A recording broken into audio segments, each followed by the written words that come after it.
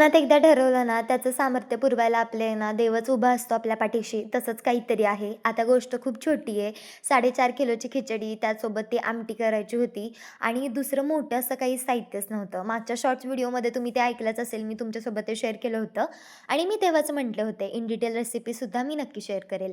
तर नमस्कार मंडळी, welcome back to my channel. कसे आहात तुम्ही? Tell me the comment section below.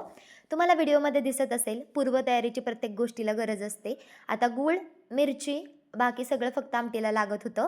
ते सगळं करून घेतलं होतं. साइड बाय साइड बटाटे दुसऱ्या गॅसवरती उकडायला लावले होते. पहिल्यांदा आमटी करायचं ठरवलं, तर आमटीसाठी आहे ना नेहमी बारीक कूट करून घ्यायचा. 4.5 किलोची खिचडी होती. त्यासोबत जो तुम्हाला टोप दिसतोय आता, तेवढी भरून आमटी करायची होती. मग त्याच्यासाठी एकदम बारीक कूट करून घेतला होता आणि पाणी घेऊन त्या कुट्टामध्ये ॲड करायचं, जेणेकरून डायरेक्ट खाली लागणार नाही. मिरची परतून घेतली होती. आता तुम्हाला हिरवा तवंग दिसत असेल, तो तसाच येतो आमटी झाल्यावरती सुद्धा. चिंचेचे जे कोळे ते मी आदल्या रात्री भिजत घातलं होतं गरम पाण्यामध्ये. जवळ-जवळ 1 वाटी चिंच होती. त्याचा कोळ काढून घेऊन त्याच्यात गरम पाणी ॲड करून त्याच्यामध्ये पण नंतर कूट टाकला आणि सगळ्यात शेवटी ते सगळं ॲड करून घेतलं.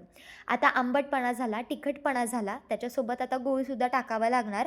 गूळ किंवा साखर हे तुमच्यावरती डिपेंडंट आहे की तुम्हाला काय टाकायचं, म्हणून मी गूळ टाकला होता. जवळ अर्धा वाटी गूळ होता तो. उकडलेल्या बटाट्यामध्ये थोडीशी आमटी घेऊन गूळ वितळून घेतला आणि तो त्याच्यामध्ये ॲड करून घेतला. चवीनुसार मीठ टाकली. आता आंबट गोडपणा बघायचा आणि वाटलंच की आंबटपणा खूप आहे, तर थोडासा गूळ वरतून ॲड केला तरीसुद्धा चालतो. तो काय वितळून जातोच त्याच्यामध्ये. नंतर बटाटे सोलायला घेतले.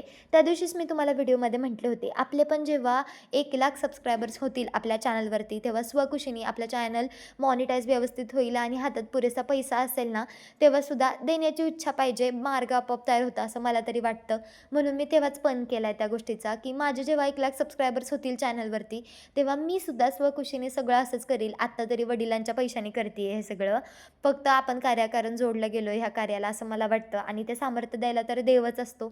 नाहीतर एवढीशा कढईमध्ये ज्याच्यामध्ये आपल्याला एवढ्या क्वांटिटीमध्ये बनवायचं म्हटल्यानंतर भीती वाटणार. साहजिक आहे, भीती वाटली, पण मनात आतून वाटत होतं कुठेतरी की करू शकतो म्हणून. कारण इतक्या क्वांटिटीमध्ये केलं आणि मीठ कमी पडलं आणि तिखट कमी पडलं आणि वेगळीच झाली आहे खिचडी, असं मला अजिबात ऐकायचं नव्हतं. त्याच्यामुळे खूप मन लावून मी आणि माझ्या मम्मीनी, एकटीचं तर काही खरंच काम नव्हतं ते, आम्ही दोघींनी मिळून केलं. तिने बटाटा परतून घेतला, तर तोपर्यंत मी आमटीला फोडणी देऊन घेतली. असं सगळं करून दोघींनी मॅनेज करून घेतलं.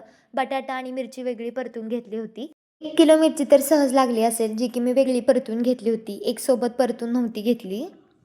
आणि जरी तुमच्या काही शंका असतील तर तुम्ही कमेंट सेक्शनमध्ये विचारू शकता.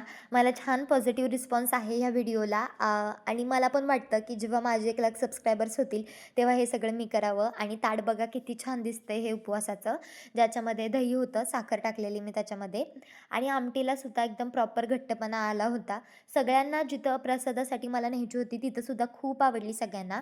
शेंगदाण्याचा लाडू, राजगिऱ्याचा लाडू आणि खिचडी होती. आता चला तुमच्यावर डिपेंडंट आहे की तुम्ही कधी 1,00,000 सबस्क्रायबर्स करताय माझे.